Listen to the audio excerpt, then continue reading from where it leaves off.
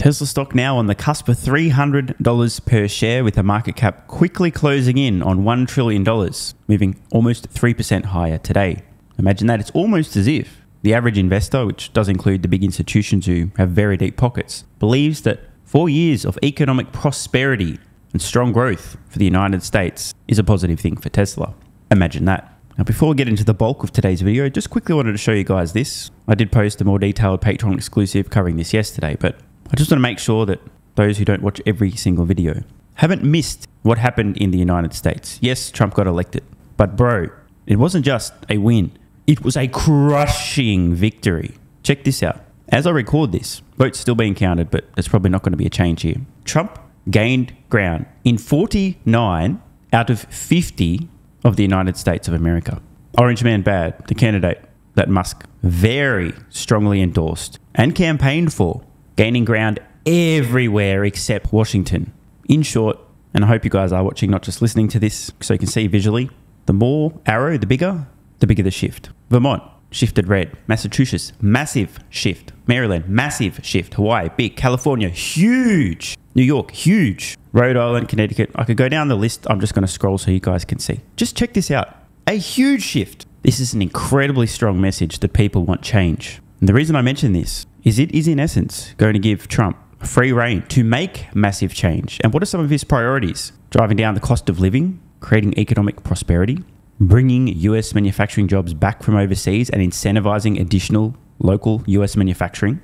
And Elon Musk is going to play a massive role in the administration, heading up the Department of Government Efficiency. This is going to be amazing. Question is, do analysts and the finance media agree? More now with Gene Munster, managing partner at Deepwater Asset Management. Gene, thanks for joining us. As always, Phil walked through a lot of the stock market reaction, which, it's the initial reaction. How much of what we've seen is valid? Well, I think today, just to add, I think Phil nailed it in terms of the reason for the move here. I think there's also this piece of this meme stock part, which of the 15%, there's some percentage that was just a halo around Elon. And Elon made a big bet around Trump. His next big bet's autonomy. And the probability that that's successful goes up a little bit. As far as how much of that's sustainable, I mean, the shrewd investor would say, well, what is the real play? What's the opportunity? And we've kind of outlined these numbers, but just to recap, is that if Tesla gains 50% share of the US ride-sharing market. I have to stop here because I'm sure Gene's going to share his reasoning in a moment. But just to be clear, what he's now describing is a 50% share of the current rideshare market. The rideshare market involving human drivers, which is the vast majority of your cost per mile, not the autonomous market, whose cost per mile will be a fraction that of today's rideshare market. In other words, we're about to hear about a potential slice of an absurdly low market versus the actual autonomous market in the United States. This is very important. This is going to be a massively low number versus the reality. You guys understand, right? An Uber, Lyft today, a couple of bucks a mile. Autonomous vehicles at scale, maybe 40, 50 cents per mile. Meaning many more people can afford and will use the service. So this is the wrong way to think about it. By 2030, which actually I think is a reasonable target. We'll save that discussion for another day. But that would add about 20% to operating income. And so stocks up 15%, that adds 20%. Now they can take this in other parts of the world, but a lot of it got priced in a hurry. I'm a big believer in what that means. The one piece that maybe wasn't priced in today is that if they sell more robotaxis, Elon's talking about 2 to 4 million a year ultimately. That'd be about a third of total Tesla deliveries. I'll take the under on that. I think it's probably closer to 1 to 2, but that's another piece. So, Melissa, to answer your question, I think that this kind of fairly reflected or started to price in some of the robotaxi opportunity. Yeah, and that's where analysts and so many Wall Streeters got so bullish after that Cybercab event. That's where they sort of said, the market cap could be X, Y, and Z above what it is right now. In terms, though, Gene, of some of the other parts of Elon Musk's empire, like SpaceX, I mean, Trump has said we will put an American astronaut on the moon thanks to, thanks Elon, I think, something like that. And I'm wondering if you think that there will be other impacts here that we are not even seeing, whether it be Twitter or SpaceX or some of the other ventures he has. Well, he's got the golden touch right now and has the year. And so I think that, yes, there are going to be SpaceX is a clear beneficiary here. Phil talked about potential that the tax credits are going to go way around EVs. Maybe they actually stick around for longer. than expected. And so they're absolutely fucking not, Gene. Dude. 1, they're a waste of money. 2, Trump doesn't want to waste money. 3, Elon knows they're a waste of money, has said they're a waste of money and would prefer they go away. On what planet does a Trump president who wants to stop pissing away money unnecessarily, who has the ear of a guy leading the world's largest electric vehicle company, who himself also is on the record saying that the EV tax credit should go away, in what world does it stay under a Trump administration? Oh, fuck, dude. Whatever Gene's smoking, I hope he saves some for me. There might be another angle around Tesla. As far as what's going on with X and Twitter, that piece is that there's probably a benefit just around his ability to continue to grow that platform, just kind of in a more free speech type of world. And lastly, don't forget about X.AI. I mean, the whole AI piece, this potential around some regulation around AI that diminished today. And so I think that this is still going to be pedal to the metal in terms of what it's the infrastructure that's going to be built. And they just raised a bunch of money, obviously XAI, and I think that should bode well. So I'm stretched to try to find out how this could play out negative for Elon. That's a fair comment from Gene. I mean, you would need to be the world's most flexible person and contort yourself into a pretzel to try and conjure up a ridiculous, fantastical, and totally unrealistic scenario in which this could possibly be bad for Musk or, importantly, any of his companies. This is a dream scenario. I just want to put this on the record to make sure it's clear, guys. 2025, 26, 27, and 2028 are the most important 4 years in Tesla's history. They're going to be massively scaling their Robotaxi fleet. They'll begin the first deliveries of their humanoid robots, completely disrupting energy generation, storage, and supply.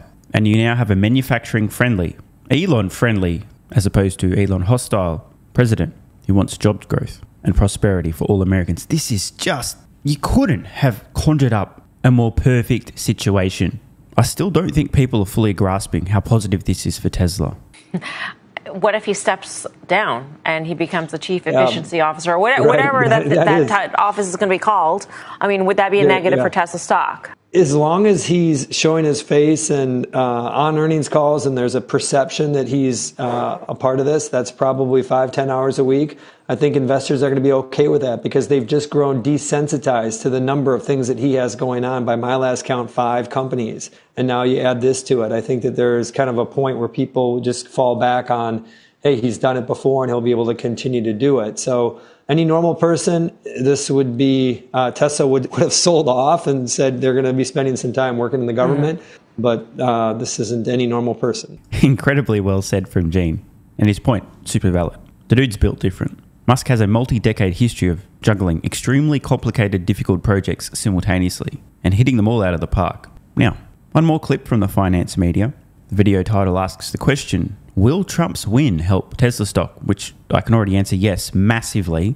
Next 4 years are going to be epic as fuck, bro. But that's just my opinion, which is the correct one. Oh, I said that. Yeah, I mean it. Let's see what they have to say.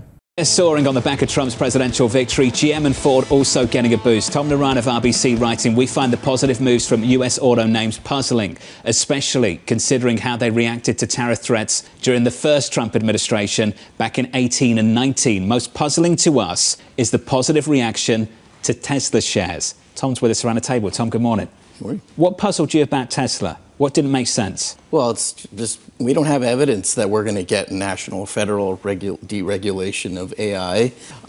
Tariffs is not a good thing for Tesla, and any repeal or attempted repeal of the IRA would really be bad for Tesla. So, other than the fact that the CEO has a relationship with the president-elect, I don't really see why it would benefit shares of Tesla. Do you have any confidence that he could stop those bad things from happening to the company? I mean, we saw the first go around, 2018, 2019. I mean, it was more of a threat, so it didn't really happen. So that could be a silver lining. Like, is this just a bluff? I don't know. I don't know what's inside the hearts of these individuals. You know, this is making me think I might have to make a separate video, a completely separate video, just going through like 10 or so reasons why a Trump administration will benefit Tesla directly. You guys want that? Let me know in the comments below. I'm just kidding. I'll do it anyway. So stay tuned for that video soon. It's amazing to see Tom here just not understanding it. Well, I mean, what about dark matter? Don't you understand? I mean, I guess that this is sort of the question that we were just hearing about, which is like, how do you put some sort of price tag on a relationship that seems incredibly interconnected and where there is one person who clearly has an ear into Donald Trump? Okay, so here's where I would probably agree is, remember, like, autonomy is like 70% of my Tesla valuation, right? Yep. Robotaxi, FSD. If there is federal deregulation, that would be tremendous for Tesla. Not just Tesla, a lot of companies doing autonomy. So if that happens, sure, we just don't have evidence of it. The only commentary we've heard has been in Trump rallies to saying the opposite. But Tom, we have a little bit of evidence. Does Tom watch the fake news? Trump has campaigned quite strongly, not on the opposite as he just claimed, but actually deregulation. I think he watches the fake news. And you don't need to take my word for it. We're on the official Trump website, donaldjtrump.com/platform. And here are Trump's 20 core promises to make America great again. Many of them are a lot more relevant to Tesla than you might think. End inflation and make America affordable again. This is going to be huge for Tesla. Make America the dominant energy producer in the world by far. Now, I have a funny feeling that Tesla has some products that relate to energy. Like, what is it? Oh, that's right. They make some gigantic batteries that can store energy for later use. And a single order of these gigantic batteries, I think they're called the fuck off gigantic big batteries or something like that. Oh wait, the megapacks can be in the hundreds of millions, occasionally even billions of dollars. Massive again for Tesla. You realize this is going to happen. There's got to be conversations between Trump and Musk. And Trump's like, we need to get the cost of energy down. Let's drill, baby, drill. And Elon says, yes, cool story, bro. But you know what? You know what would be great right now? Most of the energy we produce, we can't store it. It needs to be used in real time or it's just wasted. We got some big batteries. You know what would be great? Getting more of those batteries into the grid and the energy system. 5, stop outsourcing and turn the United States into a manufacturing superpower. You guys remember Musk talking about the machine that builds the machine? Tesla's big long-term competitive advantage being manufacturing. So far, this list looks like how to make Tesla prosperous and thrive over the next 4 years. 6, large tax cuts for workers and no tax on tips. 7, defend our Constitution, our Bill of Rights, and our fundamental freedoms, including freedom of speech, freedom of religion, and the right to keep and bear arms. Did somebody say freedom of speech and X? 9, end the weaponization of the government against the American people, which, funnily enough, other than Trump himself, the American citizen who's received the most of this bullshit, Elon Musk. Cancel the electric vehicle mandate and cut costly and burdensome regulations. Wait. I'm going to say this again. Ready? Cut costly and burdensome regulations. Tom, it's on his fucking website. One more time. Cut costly and burdensome regulations. What the fuck is Tom talking about, claiming that at Trump rallies he's been saying the opposite of cutting regulations? What in the fuck? Bro, actually must listen to the fake news. I mean, did I misunderstand, or did Tom just claim that Trump has been saying in rallies the opposite of deregulation? What the fuck? Right? Trump 1.0, Tim Cook was dealing with some issues with Apple, called the president kind of, I think, leaning on his ego a little bit, and then said, can I come in and talk to you about it? And then Trump had a much better relationship with Tim Cook. Couldn't Elon Musk maybe get carve-outs for tariffs, but then also get deregulation on the back end? Because of his relationship and given how Trump likes to run his White House, he's in a prime position. Well, the optics of how do you single out one automaker versus another, Biden administration did it. They had GM over and didn't have Tesla when they had this whole EV announcement. Oh shit, she actually said it, which is entirely true. Now, by the way, not only this, but you'll recall there were proposed tax credits that unfairly benefited US automakers that happened to be unionized. You remember this, right? It was a huge controversy. Ultimately, it didn't go through. But this was insanely corrupt. The short story was a few $1,000s of additional tax credits to consumers buying vehicles made by corrupt union members. Now, I'm not saying the members of the unions are corrupt. The unions are extremely corrupt. I mean, the fact that this was even proposed was just the most brazen example of corruption and repaying political bribes I've ever witnessed in the US. We covered it extensively at the time. Crazy shit. It was outrageous. But to this point, Tesla will not get favourable treatment relative to other automakers under a Trump administration. It's just that they won't get unfair treatment as they previously were. Big difference. Yeah, but that was more of optics, right? Because of the UAW situation. That wasn't an actual policy. I think it'd be very difficult to give preferential treatment to one OEM and not the other. Does Tom not know that that's exactly what was proposed maybe 2 years ago with a corrupt additional incentive for UAW-made vehicles? Now, I'm not saying that this is going to happen under Trump. There's no way. The guy's not that dumb. It'll just look bad. Level playing field, what's going to happen. But you've got to admit that the Biden administration proposed exactly this, singling out certain companies with union labour, which was completely corrupt and totally unfair. Thank fuck it never actually happened. The fact that they had the audacity to propose this, though. We saw clean tech get destroyed. Shares of clean tech stocks got destroyed. The same beneficiaries as Tesla, energy storage, EV credits, etc., making batteries. How do you benefit one company and not the others? The only way I see it is if it's a rising tide lifts all boats. If he was able to convince President-elect to change policy altogether, but I don't see that's what's happening. And also, I understand the competitive argument, right? Fine, maybe there's less Mercedes or BMWs, but the person buying a Chevy Silverado pickup truck, it's not and he's going to be like, well, I was going to get an E-Class, but now I'm going to get a Silverado. They don't really compete against each other, I'd rather have the Silverado anyway, for what it's worth. There is a very small grain of truth in Tom's argument here, but it's just a grain. What's going to happen? If less companies are producing electric vehicles, if they're slowing down, they're filing for bankruptcy, they're scaling back their plans, they're reducing the number of models that they're putting into the marketplace. Some consumers who previously intended on purchasing a vehicle from company XYZ now have to choose. Do I not purchase a vehicle at all, or do I buy one from someone else? Some percentage of those people are going to end up buying a Tesla vehicle. It's important to understand.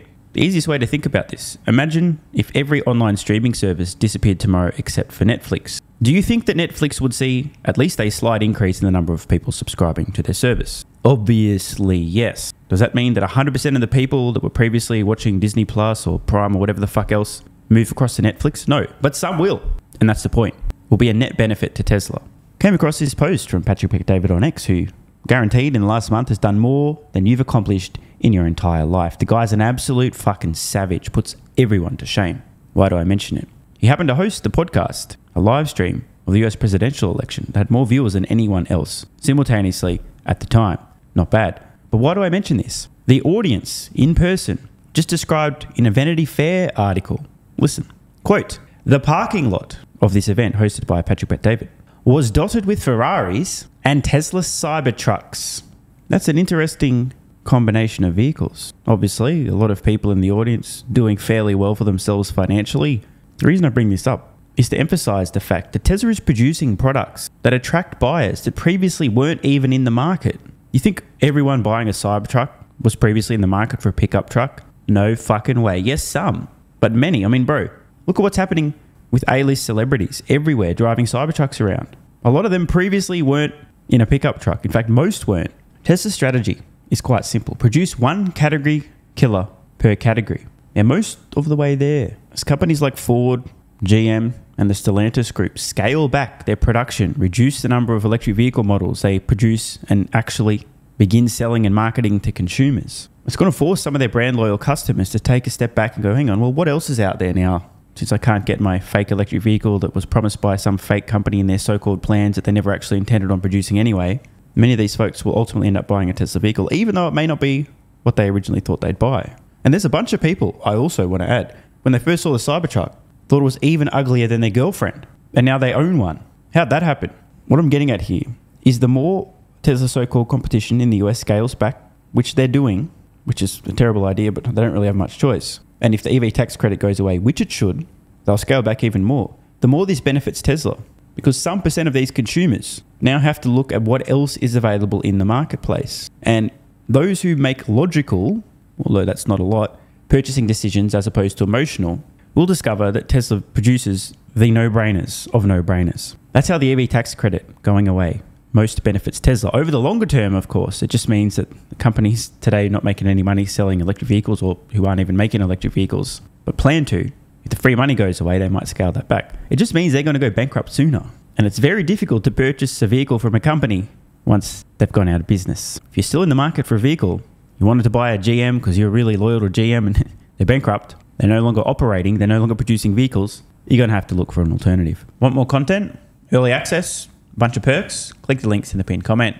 AG1 is awesome. I've been taking it daily now for more than 3 years. It's a great way to fill in nutritional gaps. It's packed full of vitamins, minerals, and whole food source nutrients, plus has prebiotics, probiotics, and adaptogens to improve gut health, regularity, and help your body handle stress. I'm always looking for an edge to help me feel and perform my best, which is why I haven't missed a day of AG1 for more than 3 years. And I haven't missed a daily video in more than 3 years. Must be a coincidence, right? Just try it and see how you feel. Click the link in the pinned comment or head to drinkag1.com/SMR and get yourself a free 1-year supply of vitamin D3 plus K2 and 5 travel packs. But don't take my word for it. This is what viewers of the channel had to say after trying AG1.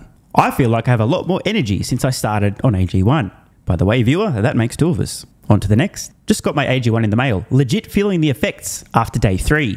This viewer's been taking AG1 for 8 months and says, what an investment. Another. 3 months ago, I started AG1 and have been enjoying the evenness of alertness and energy that lasts the day. I just started the wife on it too. Are you convinced yet? I mean, hey, it's worth trying, right? Click the link in the pinned comment or head to drinkag1.com/SMR or I can keep going. Plenty more to come. This viewer, after about a month on AG1, definitely a lack of fatigue in the afternoon. Pleasant side effect is that my coffee intake has imploded and is almost down to 0. One more? Yeah, why not? I honestly feel younger and will be continuing to use AG1. This stuff really is crazy good. I didn't think it would be, but this stuff is awesome. It really is what everyone is saying. One more? Don't mind if I do. I've just received my 3rd month supply. I've drank it every day. I have so much energy throughout most of the day. I'm productive, started a new business, started socializing, refurbished a boat. It's no coincidence. Thank you for your persistence, your integrity, and your insights. Now look, these are not my words. These are not my testimonials. This is what you guys and girls are saying. Maybe it's 100% placebo effect. But even if that's the case, I think it's money well spent. Click the link in the pinned comment or head to drinkag1.com/SMR and get yourself a free 1-year supply of vitamin D3 plus K2 and 5 travel packs. If you're still skeptical, hey, I don't blame you. Everyone on the planet seems to be promoting AG1 now, but guess what? They weren't nearly 3 years ago when I had this to say privately to my Patreon audience before there was a relationship, when I was asked about what I was doing for my health, energy, and so on. Just sharing my genuine, honest thoughts about a product I'd recently discovered that was at the time called Athletic Greens, now AG1. If I could only recommend one supplement to take, Athletic Greens, and I'm not getting paid to say this, Athletic Greens is a fucking game changer. I cannot believe how effective this is. No longer having a lack of energy in the afternoons. It's fucking amazing. There's only one thing to recommend seriously. Try Athletic Greens. You won't go back. So obviously, just like Elon Musk is a liar, a fraud, a con man, a scammer, a fake engineer, and Tesla's going bankrupt, you shouldn't trust that guy from about 3 years ago who, without any financial incentive, was promoting this product to his audience on Patreon when they were asking about health and what he's doing for supplements. Because obviously, there was some other reason he recommended that, obviously. Not sure what it was, but don't trust that guy. And all the testimonials, like my mental game's improved with AG1. I feel better than ever. I'm so impressed I've bought it for both my parents. I feel more focused and have better digestion. Incredible difference. No more afternoon fatigue. It's relieved gut issues. These are all just obviously fake testimonials from fake people. Right? Wrong. Just try it. Unless you hate yourself. If you hate yourself and you don't even want to risk possibly feeling better, this is not for you. But for everyone else, what's the worst that could happen? Try it for a month. See how you feel. It's a no-brainer. Just click the link in the pinned comment or head to drinkag1.com/SMR. You'll get a free 1-year supply of vitamin D3 and K2 plus 5 travel packs. And you'll take the colossal risk that maybe you might have a similar experience to some of the people whose testimonials we've read in this video.